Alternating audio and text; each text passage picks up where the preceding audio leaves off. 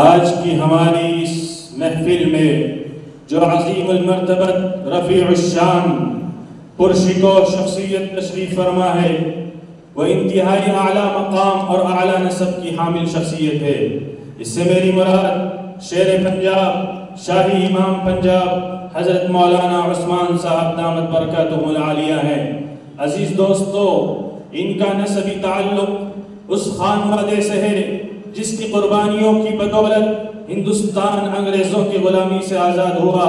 ان کا رشتہ اس رفیع المرتبت عظیم الشان بطل حریت مجاہد آزادی رئیس الاحرار حضرت مولانا حبیب الرحمن لدھیانوی نور اللہ مرقدہ سے ہے، جو جنگ آزادی کے ایک عظیم مجاہد تھے۔ وہ غیر منقسم ہندوستان کے ان سیاسی رہنماؤں میں سے ایک تھے جن کے نام انگلیوں پر گنے جا سکتے ہیں۔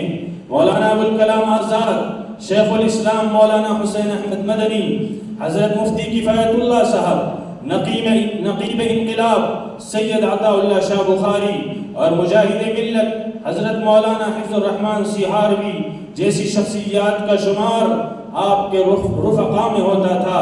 اس ملک کی آزادی میں اس خانوادے کا جو کردار رہا ہے اس کے بیان کے بغیر آزادی کی کوئی تاریخ مکمل نہیں ہو سکتی۔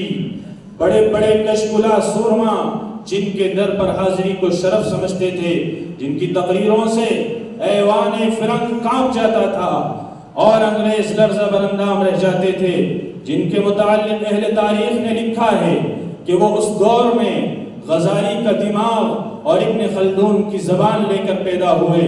وہ عزم مصمم کے پہاڑ اور حق و صداقت کے علم بردار تھے۔ ذہانت و فراست، سیاسی بصیرت، جرأت و دلیری ان کی شخصیت کی ممتاز خصوصیات تھی۔ الاحرار کے کارکنان جو غیر معمولی جذبہ حریت و جہاد جن میں غیر معمولی جذبہ حریت و جہاد پایا جاتا تھا، اس کا اصل محرک بھی رئیس الاحرار علیہ الرحمہ تھے۔ کئی سال جیل اور قید و بند کی صعوبتیں برداشت کی، لیکن ان کے پائے استقامت میں کبھی لرزہ طاری نہ ہوا۔ اگر یوں کہا جائے کہ انگریز تحریک احرار کے خوف سے ملک چھوڑ گیا تو غلط نہ ہوگا۔ حاضرین اجلاس، یہ ایسی روشن اور تابناک تاریخ ہے جس پر اس خانوادے کو فخر ہے اور جس کی گواہی تاریخ کے اوراق دے رہے ہیں۔ اپنے جد امجد اور والد ماجد کی طرح اسی عزم و ہمت، جرأت و صداقت، خرد نوازی اور منکسر المزاجی، حق گوئی اور بے باکی کی جھلک ہمیں حضرت مولانا عثمان صاحب لدھیانوی میں بھی نظر آتی ہے۔ اولو العزمی، فکر انگیزی، جوش عمل، فولادی جگر آپ کو اپنے اجداد سے ورثے میں ملا ہے۔ میرے تن کے زخم نہ گن ابھی، میری آنکھ میں ابھی نور ہے۔ میرے بازوؤں پہ نگاہ کر، جو غرور تھا وہ غرور ہے۔ ابھی رسم گاہ کے درمیان ہے میرا نشان کھلا ہوا، ابھی تازہ دم ہے میرا فرس نئے معرکوں پہ تلا ہوا۔ مجھے دیکھ قبضہ تیغ پر، ابھی میرے کف کی گرفت ہے۔ بڑا منتقم ہے میرا لہو، یہ میرے نسب کی شرست ہے۔ میں اسی قبیلے کا فرد ہوں جو حریف سیل روا رہا، اسے مرغزار کا خوف کیا جو کفن بدوش صدا رہا۔ سو میرے غنیم نہ بھول تو کہ ستم کی شب کو زوال ہے، تیرا جور و ظلم بلا سہی، میرا حوصلہ بھی کمال ہے۔